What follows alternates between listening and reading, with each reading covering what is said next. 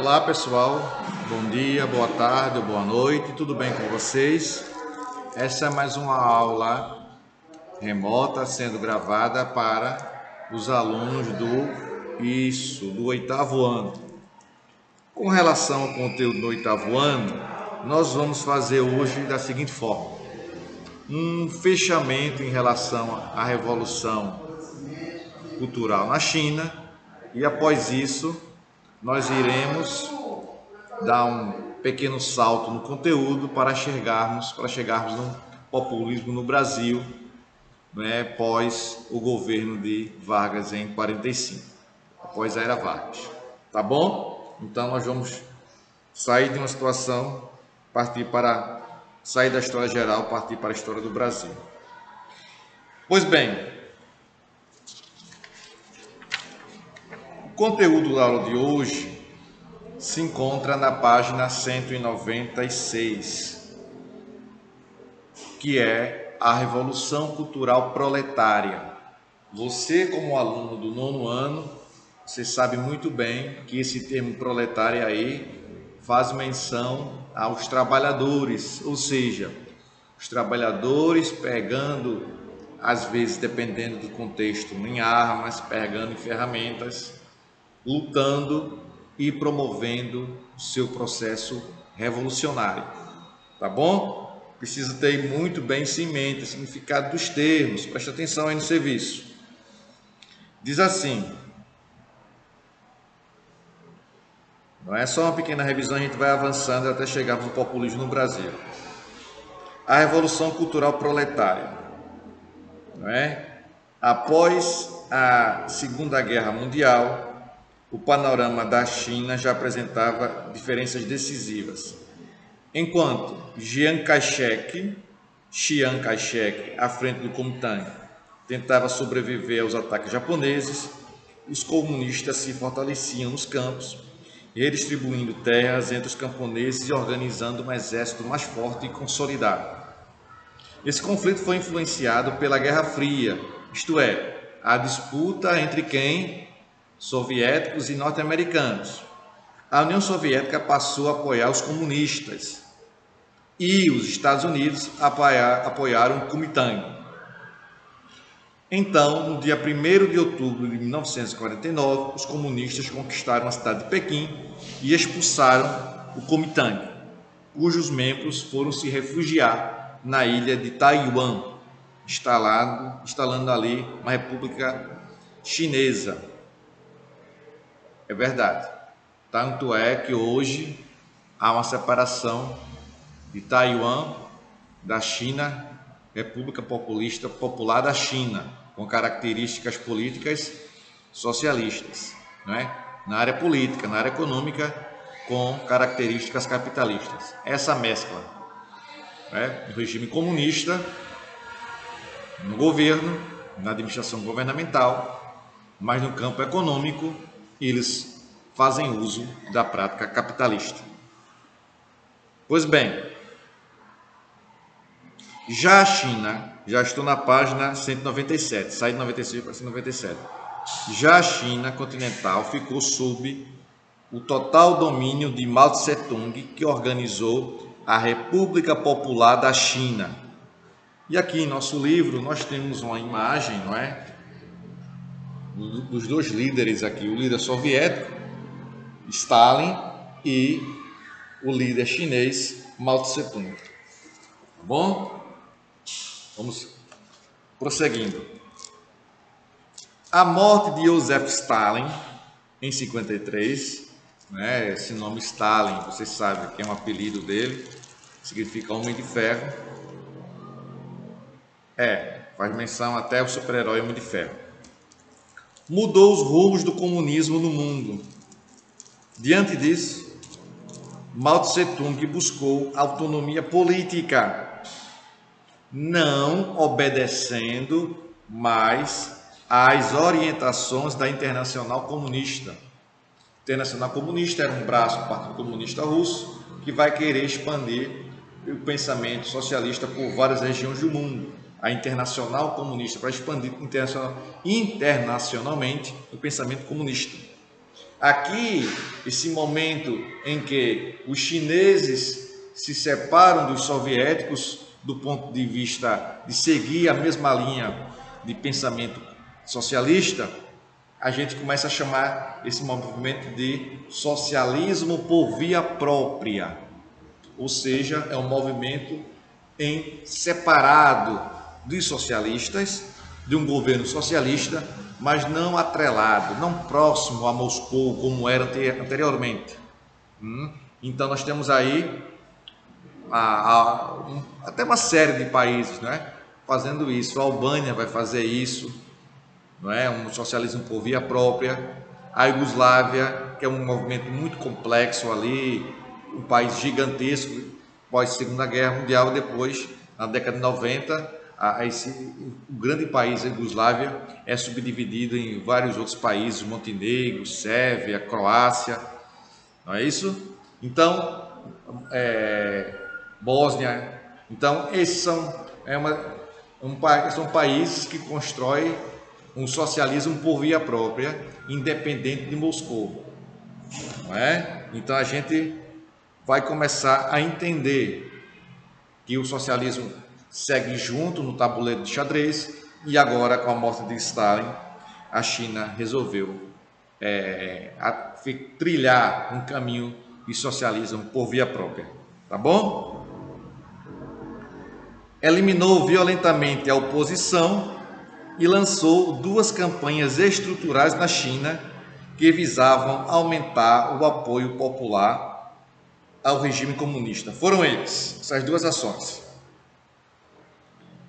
Campanha das 100 Flores foi uma política desenvolvida em 1956 para aproximar o povo chinês do regime comunista.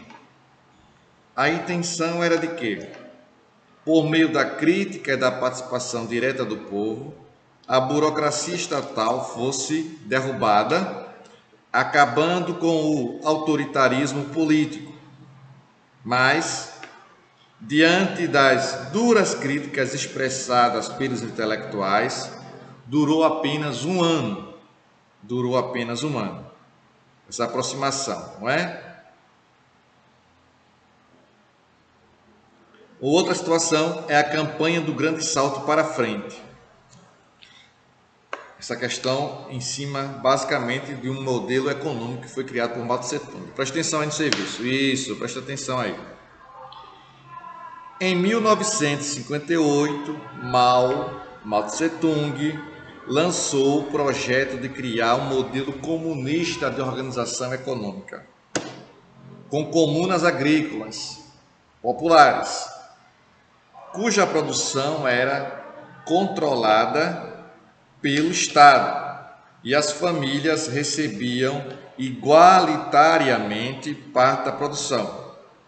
Na prática, tinha o objetivo de acelerar o comunismo na China, eliminando as empresas capitalistas, bem como evitar a entrada de capital externo, ou seja, proteger a economia chinesa para que não adentrasse ali nenhum dinheiro vindo de outros países. Cada comuna possuía cerca de 30 mil pessoas, constituindo-se numa espécie de núcleo social, sendo administrada por um comitê central vinculado ao governo de Mao Tse Tung. Não é? Pois bem, indo para a página 198, que diz assim: com o fracasso da campanha Salto para Frente, Mao perdeu espaço no Partido Comunista. E em 66, para reafirmar sua autoridade e reviver o espírito revolucionário, estabeleceu a Revolução Cultural Proletária, usando o comunismo como base de toda a educação e cultura. Resultado: grande parte da cultura tradicional chinesa foi destruída e a sociedade entrou em caos. Então, vai haver uma desarrumação da sociedade chinesa, com mais de 1 milhão de pessoas morreram sob a violência dessa revolução. Rebeliões eclodiram, mas Mao conseguia contê-las. Sua saúde, porém, se deteriorou, foi enfraquecendo a sua saúde. E ele acabou morrendo em 1976. Isso proporcionou a chegada ao poder de Deng Xiaoping. Um moderado que visou acabar com a ditadura e o autoritarismo na China, fazendo um governo mais aberto economicamente. Estabeleceu as relações com o sistema capitalista, ao mesmo tempo que mantinha o controle do Estado na economia e na política, além de não permitir o fluxo de capital externo. A China mostrava sua veia capitalista, mas sem se afastar do regime comunista. Então, é a partir da chegada de Deng Xiaoping no poder que a economia chinesa vai encontrar um modelo capitalista que vai fazer com que a China comece a crescer economicamente. Crescimento chinês econômico. Tá bom? Nós vamos agora para o capítulo que eu mencionei no início dessa aula, que vai falar sobre o governo populista no Brasil. Os governos populistas no Brasil. Não é? Pois bem, antes de ir para o governo populista no Brasil, vamos fazer uma única questão de múltipla escolha, que ela se encontra na página 225. Vamos lá ver o que diz lá a página 225. Isso, muito bem, parabéns, viu? Você vai longe. Primeira questão, página 225, diz assim: após a Segunda Grande Guerra Mundial, consolidou-se uma ordem político-econômica internacional que expressou letra A, conflito político e ideológico entre a União Soviética e os Estados Unidos. Letra B, supremacia política e militar da Europa Ocidental. Letra C, subordinação neocolonial dos países árabes e da América Latina. Letra D, liderança política mundial da China comunista através de sua participação na ONU. Hegemonia. Letra E, hegemonia econômica mundial das nações imperialistas, tais como Inglaterra e França. Indo agora para o que eu mencionei, que é o capítulo de número 9, que se encontra na página 230. É preciso que vocês entendam que esse capítulo 9, que fala sobre o populismo no Brasil, vai dar para a gente compreender que após o governo de Vargas, em 45, o mundo passa por transformações, temos a Guerra Fria, que vai influenciar agora através da doutrina Monroe. E vocês já viram comigo esse conteúdo lá no 8º ano, quando o presidente James Monroe põe em prática ali, quase que em meados da década do século XIX, a América para os americanos. A influência norte-americana nesses países, não é? Nesses países. Então, saindo da página 230, tem uma foto aqui de Getúlio Vargas, não é? Tomando um cafezinho, que foi também um governo populista, mas ele saiu e vai retornar ao poder. Aguarda aí a marcha dos acontecimentos, tá bom? Muito bem, isso mesmo, você vai longe, viu? Vamos lá. Diz assim, 231. Na América Latina e, consequentemente, no Brasil, um fenômeno político conhecido como populismo ganhou destaque. Consiste numa relação direta entre um líder bastante carismático e seu povo. Não existia a participação eletiva de partidos. Assim, isso geralmente acontecia em governos autoritários, com centralização do poder. Não é? Em governo autoritário, não há participação dos partidos que eles pudessem ser eleitos. Não. Essa questão democrática, eletiva de partidos não está no governo tipicamente ditatorial. Os populistas, que na América Latina ficaram conhecidos como caudilhos, investiam em políticas públicas intervencionistas, geralmente medidas de mais impacto e menos efeito. Em outras palavras, medidas que atendiam temporariamente às necessidades populares. Não é? Então, é uma política que não vai ser um objetivo de durar muito tempo.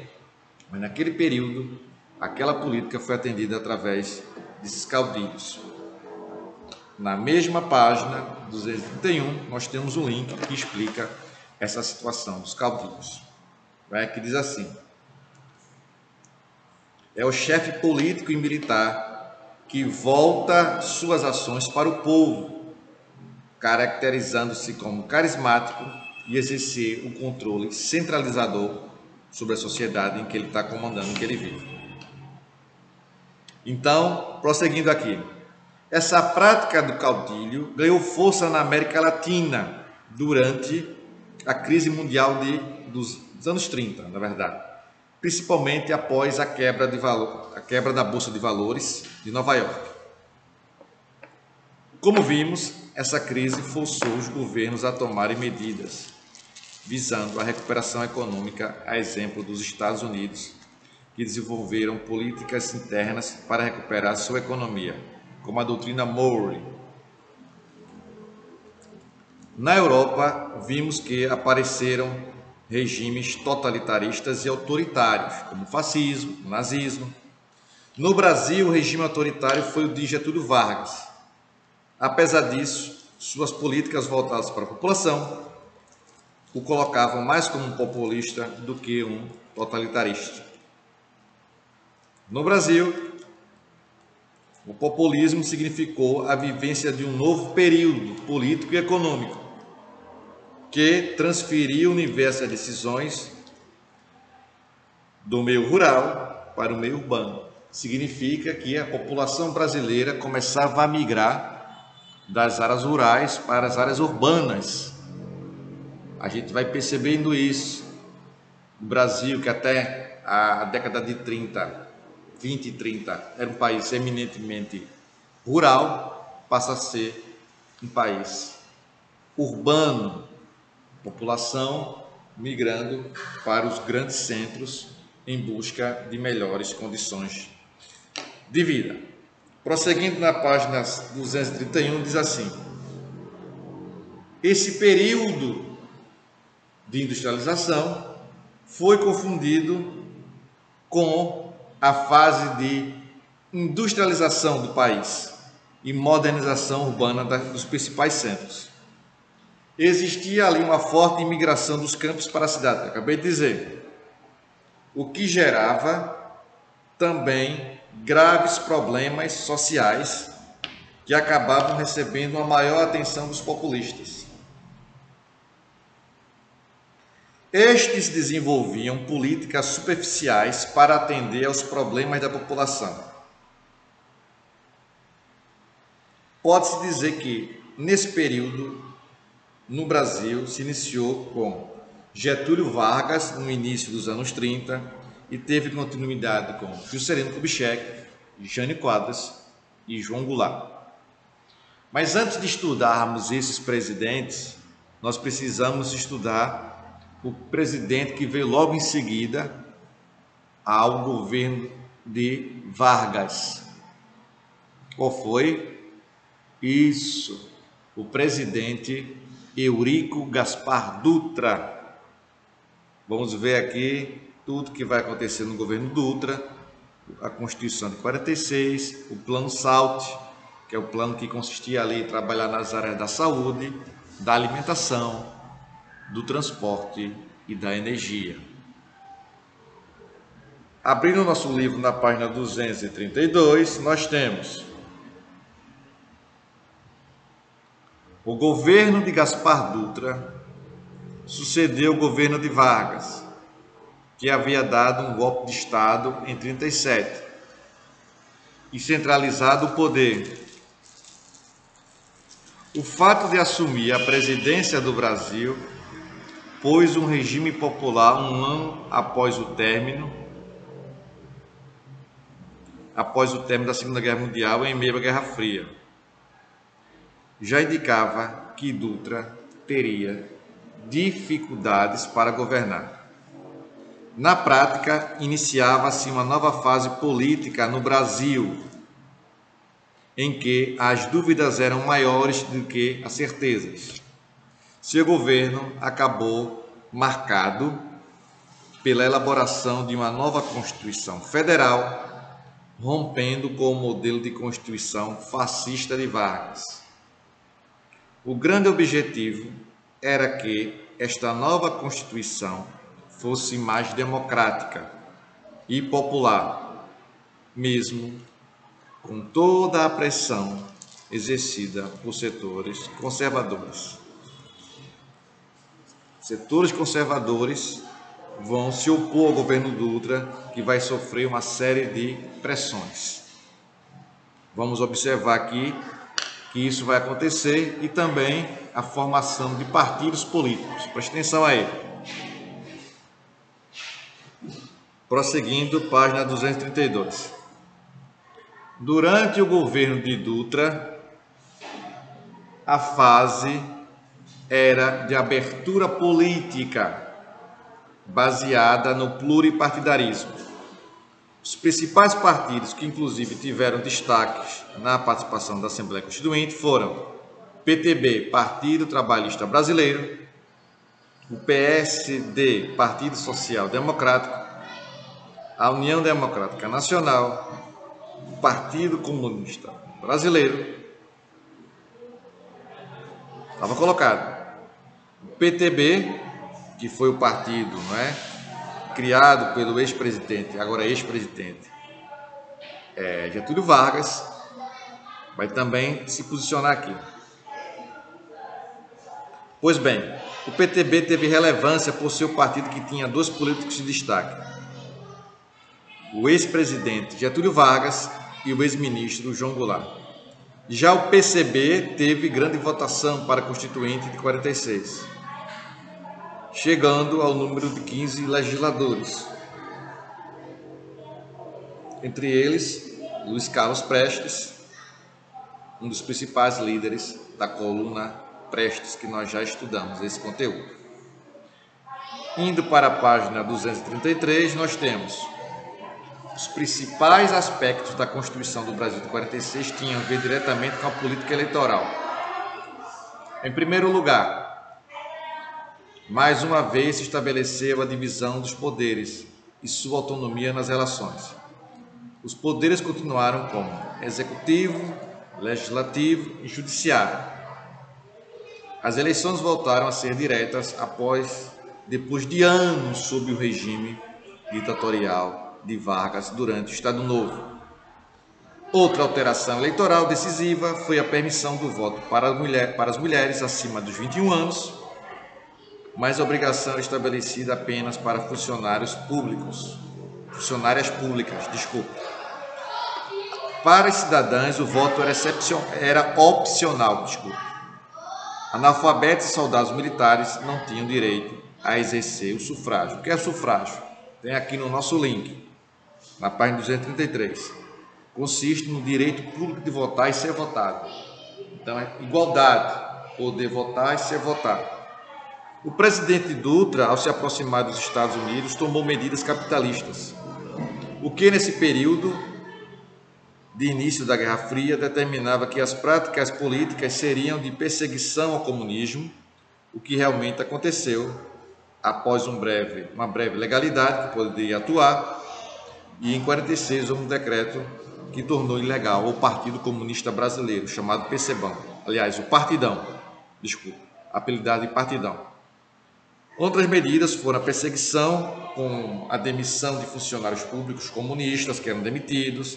Em contrapartida, o PCB foi ajudado pelos norte-americanos, que emprestavam recursos financeiros em troca de liberdade do fluxo do seu capital em terras brasileiras. Também importou produtos básicos dos Estados Unidos, como a gasolina, máquinas industriais, para melhorar a industrialização brasileira. E aqui nós temos, na página 233, a foto do presidente Dutra aqui, e uma legenda que diz o seguinte: com empréstimos externos e da Receita Federal, o Plano Salt foi um fracasso e desgastou a imagem de Dutra perante o proletariado. Esse conteúdo, esse episódio em relação ao Plano Salt, eu antecipei ele no início da aula e agora dizendo que ele não deu certo. Vamos tentar explicar o porquê ele não deu certo. Tá bom, pessoal? Na próxima aula. Tchau para vocês, um forte abraço e até a próxima. Tchau.